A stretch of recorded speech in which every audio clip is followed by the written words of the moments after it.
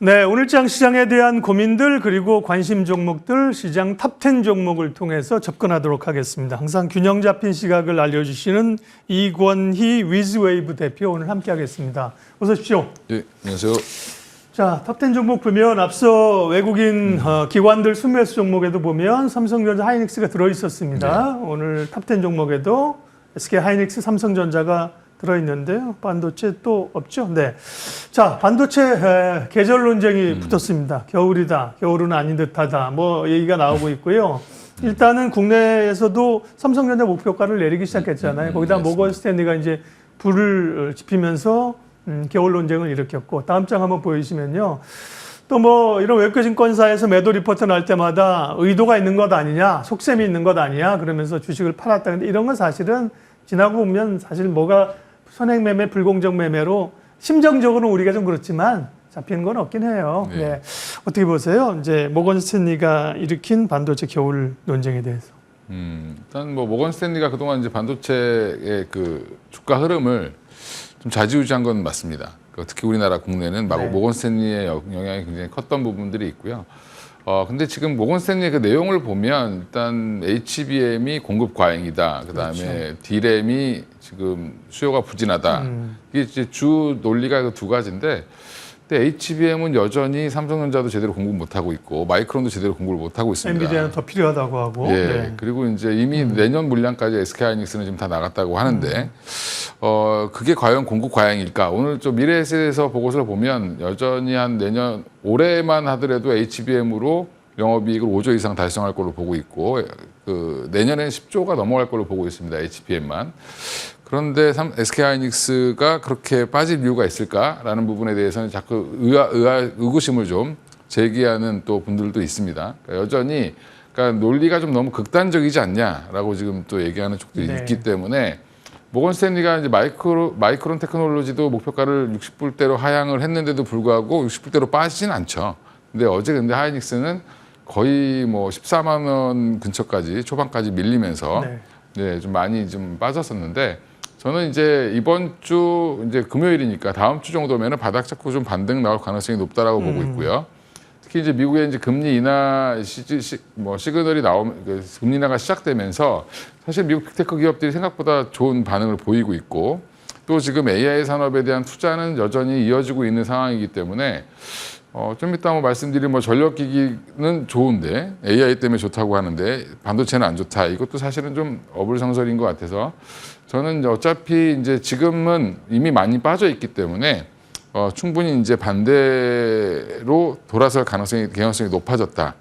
네. 그리고 3분기에 대한 눈높이는 낮아졌는데, 주가는 보통 6개월에서 1년 뒤를 프라이싱 한다라고 봤을 때는 여전히 지금 삼성전자 하이닉스를 가지고 너무 지금 지나치게 단기적인 우려를 많이 하고 있지 않았나, 좀 많이 반영한 게 아닌가 우려를. 예, 그 눈높이가 낮아진 거는 결국엔 그 눈높이보다 조금 더 잘 나오면 사실은 또 시장은 또 분위기를 반전시킬 수 있는 거기 때문에 오히려 없는 분들한테는 좋은 매수 기회가 되지 않겠나 생각하고 있습니다. 전략 부분은 조금 이따 다시 한번 여쭤보겠고요. 반도체와 관련된 이슈들을 조금 더 짚어보도록 하겠습니다. 그런데 모건 스탠리 보고서에 대해서 국내 증권사들이 오늘 좀 반격을 했는데 반격 자체가 입 닥치라 이게 아니라 과하다. 그러면서 사실 국내 증권사들도 그렇게 막 적극적으로 이걸 부인하거나 뭐 이렇게 하지는 좀 못하는 것 같아요. 톤 자체 제가 읽기는. 그 이유는 다음 장을 보여주시면 결국에 실적이거든요. 지금 그렇죠. 국내에서는 지금 이 증권사들이 삼성전자 목표가를 낮춘 것도 우리 실적 있죠. 예.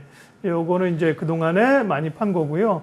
결국 3분기 실적들이 기대치만큼 못 미친다는 거 아니에요. 이것 때문에 사실은 센치가 좀 안 좋아진 건데 3분기 실적이 뭐 어느 정도 기대치 못 미쳐서 그런 걸까요? 일단 지금 기대가 워낙 컸었죠. 네. 특히 삼성전자 같은 경우는 HBM을 이제 3분기부터는 어느 정도 물량을 좀 내보낼 거로 생각했는데 그게 이제 약속을 못 지켰고요. 그렇죠. 네. 그리고 이제 하이닉스 같은 경우는 전반적으로 지금 경쟁자가 등장한다는 이유로 가격이 떨어질 거다라는 것들이 반영되기 시작했다고 보면 되는데, 저는 오히려 지금 이 상태로 가면 하이닉스가 독주할 가능성이 당분간은 더 높다라고 보고 있고요. 삼성전자가 이제 연내에 뭐 저는 충분히 납품할 걸로 예상을 하고 있지만, 사실은 이제 그게 이루어진다라고 하더라도 지금 뭐 레거시 쪽을 자꾸 이제 딴지를 걸고 있는 상황이고 경기 둔화 이슈까지 같이 맞물려서 지금 갑자기 이게 뭐 사이클 산업으로 이제 다시 또 한번 또 이제 평가를 하고 있는 중인데 저는 엔비디아가 빠지지 않는 한 사실은 삼성전자 하이닉스가 이렇게 빠진다는 것 자체도 약간은 조금 문제가 있다라고 좀 보고 있고요. 지금 삼성전자 하이닉스를 올린 거는 사실은 반도체가 굉장히 좋아질 줄 알았는데 생각보다 느린 거죠. 예, 그 정도로 대응을 하시면 될 것 같고요. 네.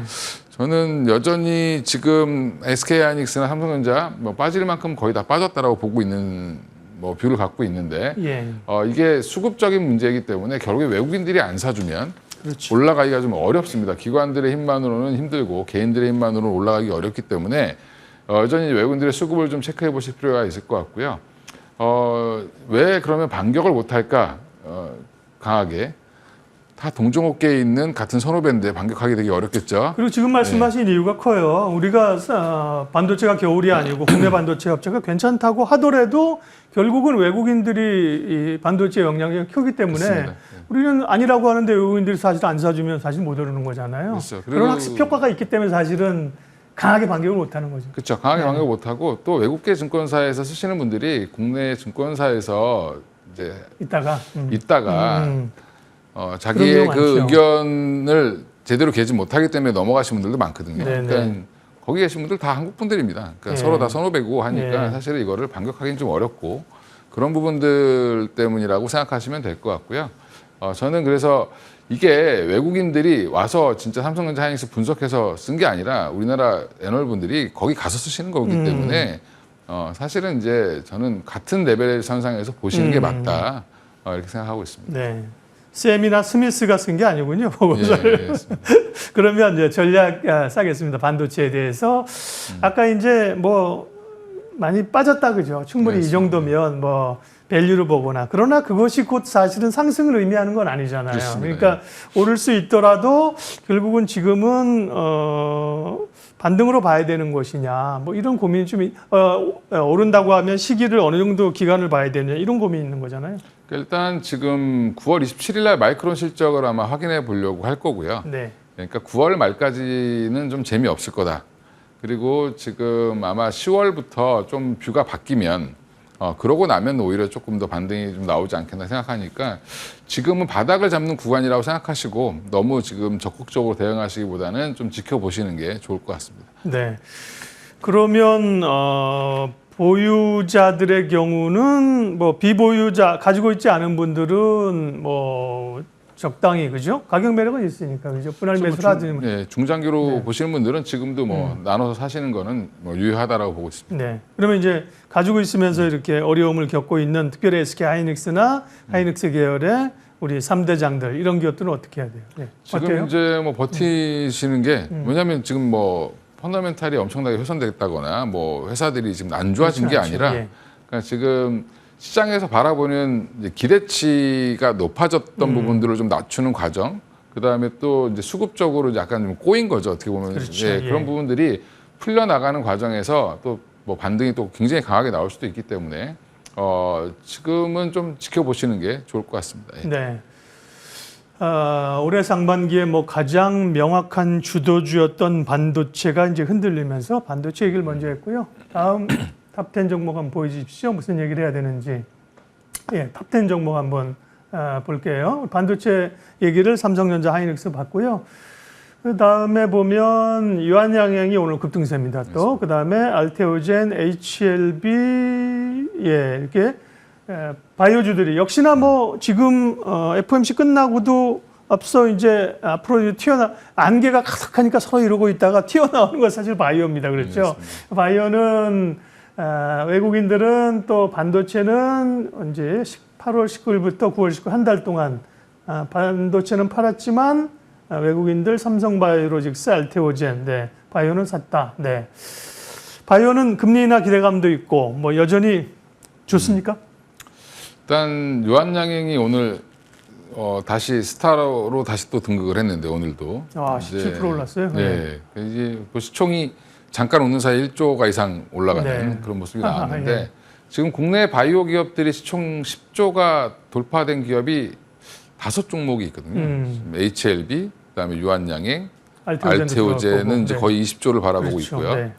그 외에 이제 삼성바이오로직스랑 이제 셀트리온이 있는데 이 종목들 중심으로 여전히 저는 좋은 흐름 이어갈 걸로 보고 있고요. 지금 보면 유한양행은 1차 치료제 렉나자의 이제 1차 치료제로 허가 이후에 FDA 승인이 난 이후에 지금 오늘은 또 이제 의사들이 보는 가이드라인이 있습니다. 거기에 이제 첫 번째로 무조건 써야 되는 약으로 등재가 되면서 정식으로 등재가 되면서 그 뉴스가 가장 컸다라고 보고 있고요. 네. 그러면 당연히 잘 팔릴 거라는 그런 기대감이 붙은 거죠. 그러면 당연히 로열티가 좀 더 들어올 걸로 예상을 하는 것 같고요. 그 뉴스 이후에 오히려 폭등을 하는 모습이 좀 나왔고, 그 외에 이제 보면 알테오젠은 어제 의미 있는 수급이 들어왔는데, 제가 알테오젠 오랫동안 추적을 했기 때문에 네. 외국인 지분이 한 번도 15%를 넘긴 적은 없었습니다. 예, 근데 지금 어제 하루 만에 거의 2,099억, 2,100억을 조금 안 되게 샀는데, 이 양으로 어제 15% 중반대까지 올라왔거든요, 지분율이. 그러면 외국인들이 적극적으로 사겠다라는 의지를 표명한 것 같고요. 그다음에 지금 오늘도 매수 1위 창구가 UBS입니다. 물론 이제 그게 100% 외국인일지는 좀 지켜봐야 되겠지만, 외국인들이 뭐 주의가 들어왔음에도 불구하고 그냥 위로 산다라는 거는, 이제 이게 숨겨져 있는 뉴스가 있었는데, 그저께 그러니까 뱅크 오브 아메리카에서 주최하는 컨퍼런스 콜이 있었는데 거기에서 머크가 키트루다 SC를 굉장히 강하게 얘기했습니다. 근데 허가도 안 난 거를 벌써 얘기했다는 건 무슨 말이냐면 이미 된다는 기정사실하에 키트루다 SC를 전략적으로 상품을 내놓겠다, 이제 영업을 하겠다라고 좀 얘기를 하고 있어서 그 부분이 이제 반영되면서 그러면 알테오젠에 대한 로열티가 더 증가할 거라는 기대감이 붙으면서 좀 더 올라간 걸로 보이고요. 그 외에도 지금 보면 전반적으로 바이오 섹터가 강한 이유는 지금 8월 5일 날 급락대도 안 빠졌습니다. 거의. 예, 회복도 가장 빨랐고, 그건 무슨 말이냐면 지금 금리 인하 기대감이, 금리는 이제 앞으로 어찌 됐든지 간에 연준의 기준에 의하면 3%까지는 내릴 것 같은데, 그러면 중장기로 3%까지 한 2년 동안 내린다라고 보면 바이오 섹터는 어차피 밸류에이션을 계산해 보면 대부분 안 나오는 회사들이 많죠. 근데 밸류에이션 부담감도 좀 줄일 수 있고, 그리고 이제 비용도 절감할 수 있기 때문에 전형적인 이제 금리 인하 수혜주라고 보시면 되고요. 또한 4, 5년 동안 거의 절어 있었죠. 사실은 바이오주가. 그게 이제 올해부터 작년 하반기부터 해서 새로운 재료를 머금고. 그렇죠. 그죠? 예. 그러면서 이제 유한양행까지 터지면서 사실은 기대감들이 점점 커져 있다. 그래서 수급이 특히 이제 갈 데가 없는 돈들이 또 사실은 더 몰린 거다라고 보실 수도 있습니다. 네. 바이오에 대한 시각은 뭐 최근에는 좋으냐 안 좋으냐 매수냐 매도가 아니라 뭘 봐야지잖아요. 그렇죠, 맞습니다. 그렇게 보면 다음 그래픽 한번 보여주시면요. 일단 이제 종목 얘기를 하면 삼성바이오로직스부터 얘기하면 생물보안법 기대가 가장, 그리고 뭐 외국인이 살 수 있는 그런 바이오잖아요. 예, 물량이 크고 하니까. 지금 주가 얼마인가요? 어제 종가로 100만 원 넘었나요? 그죠? 네, 지난번에 이제 장중에 100만 원 한번 터치를 해서 삼성바이오 주가 한 번만 보여주세요. 네. 이제 결국 이제 100만 원이 사실 좀 심리적으로는 부담되는 선이긴 한데, 그죠? 104만 7천 원을 기록하고 있네요. CMO, CDMO 쪽 관심주 얘기해 주세요. 삼성바이오 포함해서. 네. 지금 이제 삼성바이오로직스가 이제 저는 이제 여기서는 개인적으로 사고 싶지 않은데 가격적으로는 조금 많이 올라왔죠. 단기적으로 조정을 좀 받으면 뭐 한 맥시멈 한 120만 원 정도까지는 뭐 충분히 올라갈 가능성이 있다라고 보는데, 지금 이제 생물보안법 이슈로 결국엔 이제 뭐 이게 하원 통과하고 상원은 당연히 통과하겠죠. 그럼 연내에 다 이제 처리가 될 텐데, 그 전에 이미 지금 빅파마들은 움직이고 있습니다. 그래서 어디에다가 약을 맡겨야 되나 움직이고 있는데, 그게 이제 대표적으로 삼성바이오로직스가 수혜를 볼 걸로 예상을 하고 있고, 글로벌 탑 제약사 20개 중에 16개 제약사가 삼성바이오로직스의 고객입니다. 지금 현재로도. 거기에 이제 그 무슨 얘기가 이제 있냐면, 사실은 삼성바이오로직스가 물량을 다 받아도 사공장까지 풀가동을 해도 이게 부족할 수 있다라는 부분이 지금 부각이 되고 있고, 생물보안법은 사실 이슈지 실질적으로 실적에 당장 기여하는 부분은 아니고 2028년이라며, 그죠? 그렇죠. 네. 그거는 이제 기대감들과 장기 비전이고, 실제 지금 돌아가는 것들도 캐파 수주가 그렇습니다. 받고 많습니다. 있다, 그죠? 그러니까 지금 이제 미리 이제 선제적으로 어차피 중국에 못 맡길 거면 네. 미리 맡겨 보는 거죠. 이제 그게 그렇죠. 네. 그 물량을 이제 또 삼성바이오에서 소화를 못 시키는 거를 또 이제 밑에 하청을 또 줄 가능성이 높다고 얘기가 또 나오고 있고요. 그 과정에서 바이넥스라는 종목이 또 다시 한번 또 나름 이제 중소기업 중에는 큰 물량을 소화할 수 있기 때문에 바이넥스가 또 다시 한번 어제 부각이 됐던 부분들이 있고, 그다음에 ST팜이라든지 이런 회사들도 같이 이제 부각이 되고 있는데, 생물보안법 이슈가 부각받는 종목은 아까 지금 말씀드린 세 종목 정도만 보시면 될 것 같고요. 그 외에 확산은 또 될 가능성이 있습니다. 세 종목이 뭐죠? 삼성바이오, 바이넥스, 바이넥스, 예, ST팜. ST팜. 네. 그래서 뭐 개인적으로 ST팜이 조금 더 매력적이다라고 네. 보고 있는데, 여전히 근데 지금 이 생물보안법 이슈를 오랫동안 끌고 왔기 때문에 지금 사실은 삼성바이오로직스도 70만 원대에서 지금 100만 원까지 끌어올린 거거든요. 이제 물론 그 사이에 수주도 있었기 때문에 네. 추가 상승 여력은 있지만 조금 조정을 좀 기다려 보시는 것도 나쁘지 않다라고 네. 보고 있습니다. 바이오텍 가운데는 여전히 뭐 물론 이제 타이밍은 조금 고민이지만 역시나 알테오젠. 네, 탑픽은 알테오젠으로 네. 보고 있고요. 그다음에 이제 지금 전 세계에서 가장 관심이 많은 항암제는 ADC 항암제거든요. 표적 항암제인데 거기에서 어차피 1위 기업을 하고 있는 리가켄바이오도 여전히 좀 주목을 네. 해보셔야 될 것 같고요. 그 외에 이제 유한양행과 같이 이제 오픈 이노베이션 방식으로 연구를 진행하고 있는 회사들, 좀 작은 회사들도 있습니다. 뭐 GI 이노베이션이라든지 그렇죠. 뭐 인벤티지랩도 그 중에 하나고요. 그러니까 이런 종목들도 수시로 이제 기대감에 이제 올라갈 가능성이 높기 때문에 저는 뭐 그 외에 이제 오스코텍도 사실은 많이 저평가돼 있다고 개인적으로 보고 있는데, 그러니까 유한양행이 만들어 놓은 그 길을 따라가려고 하는 종목들이 그렇죠. 계속 이제 뭐 발굴이 되겠죠. 그래서 유한양행과 오스코텍의 협업이었잖아요, 그죠? 네, 맞습니다. 그런 네. 과정들이 물밑에서 많이 진행되고 있겠죠. 예. 예, 그래서 지금 유한양행에 대한 파이프라인을 다시 한번 쭉 한번 보시면 네. 관련된 기업이 또 이제 이렇게 나오니까 그 기업들은 여전히 지금 작은 종목인데도 불구하고 수급이 좀 좋은 예. 그런 종목들이 많이 있습니다. 네. 바이오는 이제 보통 시장을 볼 때 이제 대표주들을 보면서 섹터 흐름을 읽고 대응하면 되는데, 지금 바이오는 이제 바이오 업종에 가서 종목들을 좀 세부적으로 봐야 하는. 그렇죠. 네. 그래서 종목을 찾아야 하는 그런 단계입니다. 바이오 얘기했고요. 다음 넘어가도 될까요? 네. 하실 말씀. 네, 없습니다. 예. 그러면 탑10 종목 가운데 다음 주제를 또 잡아보도록 할게요. 우리가 반도체, 바이오 봤고요. 6위에 HD 현대일렉트릭, 예. 8위에는 제일일렉트릭. 제일일렉트릭은 잘 저는 모르는 종목인데, 네, 어쨌든 전력기기 쪽도 상당히 사실은 장 흔들릴 때는 조정폭이 크게 나왔다가 역시 한번 다시 이제 불을 붓기 시작하니까 강하게 올라옵니다. 미국에서도 결국 AI를 위해서는 전력 인프라가 필요하다, 이런 게 이제 공감대가 형성되고 있는 건데, 먼저 글로벌 흐름부터 좀 체크해 주세요. 네.